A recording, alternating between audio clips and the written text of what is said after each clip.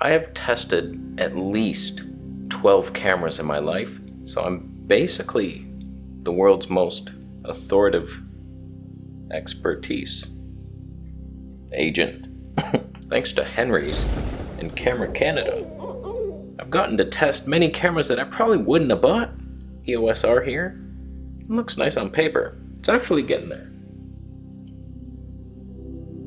But there's several cameras out there that I'm interested in testing, some new, some really old.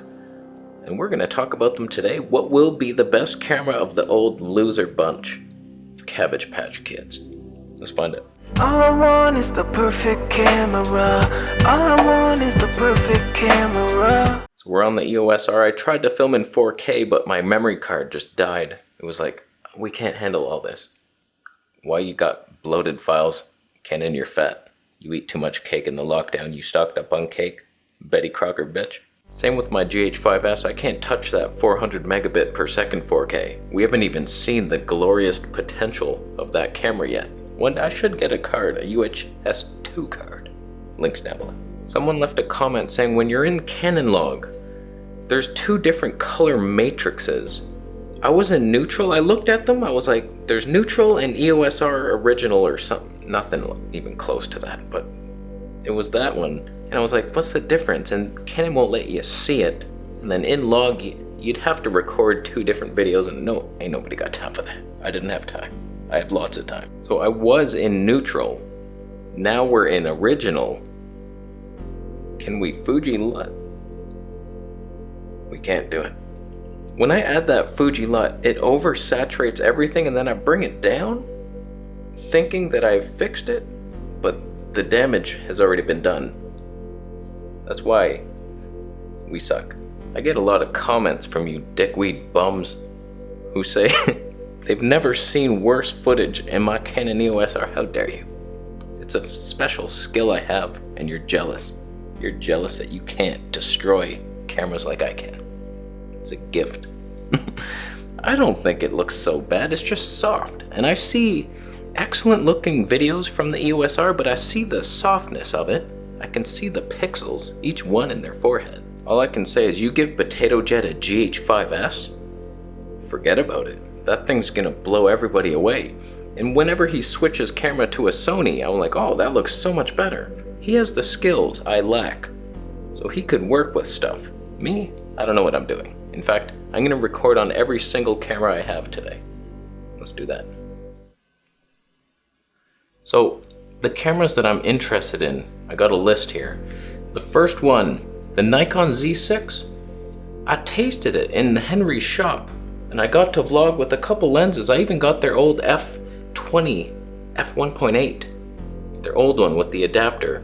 The autofocus was weird. No, it wasn't. The stabilization was weird. I think I had digital on, it wasn't working. They weren't talking.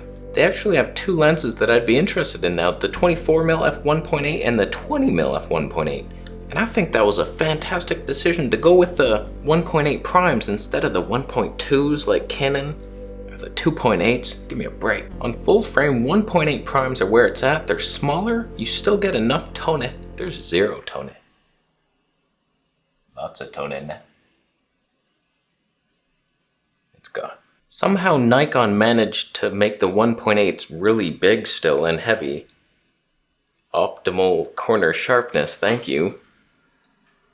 This is important. Make sure this appears integral to the picture.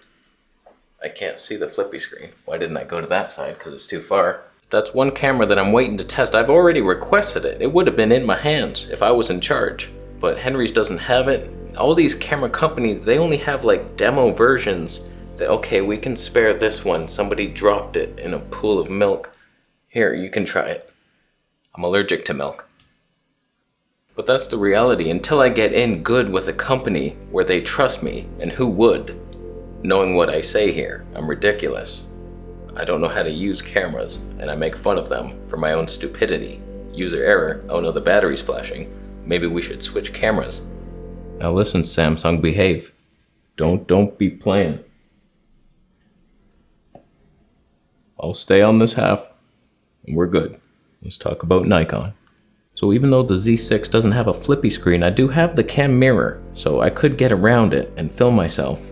And I'd be interested, I'd do a little vlog test with the 20mm f1.8. I would stop it down to Tony 4? Probably. I've noticed on my G85, I've done a couple vlogs outside at 2.5. It's still too blurry. I might have to jump it up to 3.2. But I like the Nikon colors. I imagine the autofocus is at least better than this. It's not gonna jump off to a hand in a handoff situation.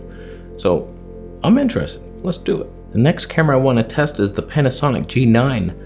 I've talked a lot of shit about this camera, but the reality is, it's only a slight amount heavier than the G85, and then it has all the features that I would want that are missing from that camera. The slow motion, 10-bit, everything, except autofocus, but we'll test it and we'll see. Because sometimes autofocus actually works.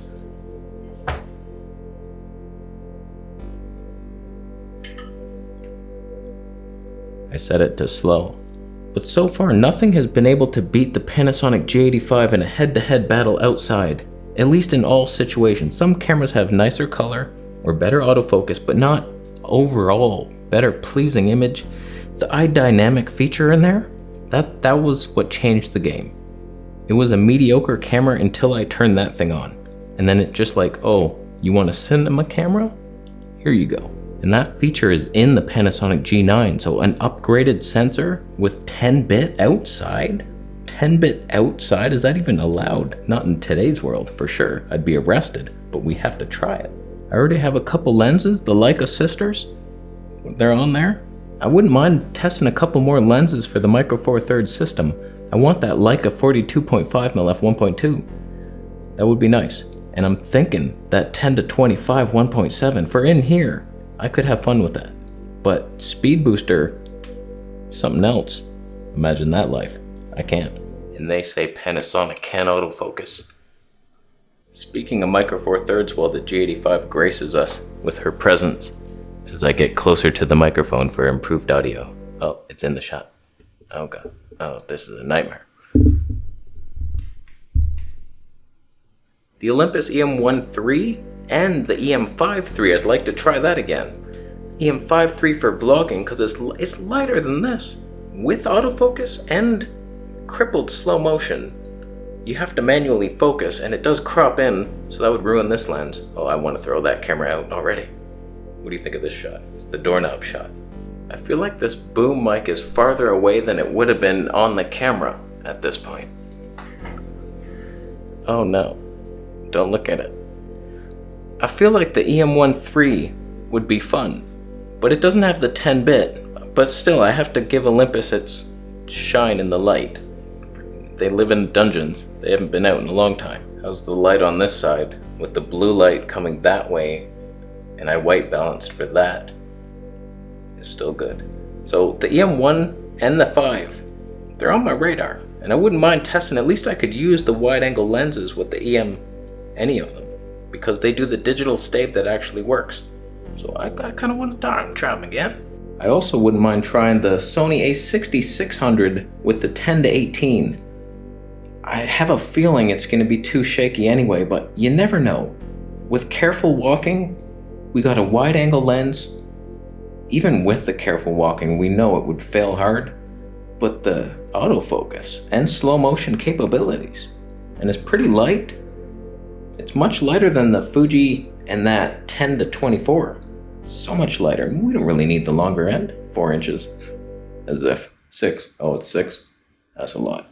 That's a lot. I think the Sony A6600 improved their color science though. As Gopro is showing us right now, color science doesn't even matter. It's already been perfected by Gopro themselves. 1941. And their stabilization is so yummy, because I love jumping up and down in a chair. No problems here. How does it keep the background so stable during this? I'm whipping that thing. How? Now also in the Sony universe, I kind of want to test the A7 III with the kit lens or the 16 to 35 f4 stabilized. You can't have just IBIS, there's no way. You need a stabilized lens, and those are the only two that are wide. So it might a 28mm f3.5, you'd get slight tone, and it might be stable. It was somewhat in the store, and with careful walking, where your knees are rubber, you could do. The 16 to 35 is a little heavy, but I've seen some videos where it was somewhat acceptable. You never know. There's no flippy screen, but the autofocus works. F4, everything's in focus. So these things are on my radar. As the idle cam is showing us right now, we don't really need any of these cameras. We have it already. There's really not others that I'm interested in, like any of the Canon APS-C or mirrorless, 90D, the M6 Mark II, 3, 2. I ain't interested. Canons, ooh. But as far as cameras that may have gone under the radar, those are the ones that I'm looking forward to. Out of all those, which one of them would be the perfect camera, potentially? I'm thinking the G9 would be the best of all, because every time I put a camera up to Panasonic, they crumble. They crumble. It's just the autofocus, but as we've seen, manually focusing, not so hard. In fact, it's easier on a Panasonic camera.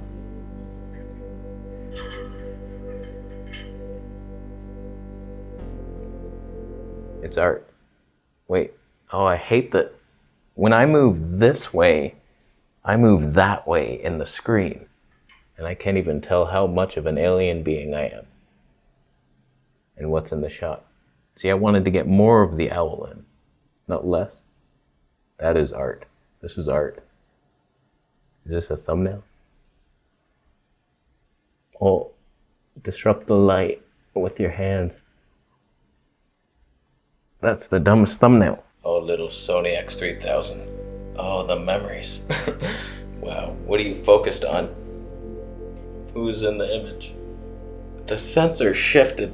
Stupid glued on sensor, can you shake it?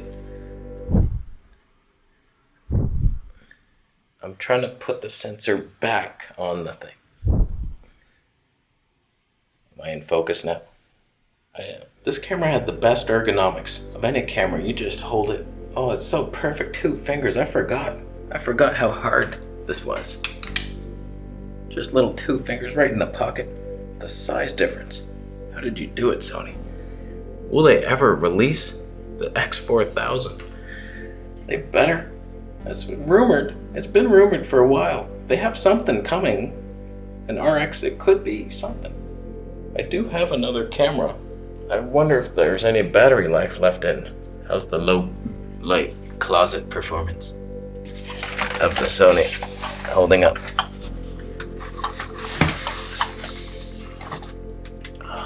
Little SX50. That's not even the on and off button. Oh, are we switching? That's good. Wow, the skin tones. So this is gonna be a pain in the ass to edit. I just realized that. Is this acceptable quality? It looks good. The blue light, it actually helps Canon's terrible orange hue. Not bad, not bad. So I'm gonna leave. What cameras did I miss that you think I should have tried? Let me know down below. And thank you for buying a Camera Conspiracies t-shirt. Subscribe for more videos, and I'll see you in the next one.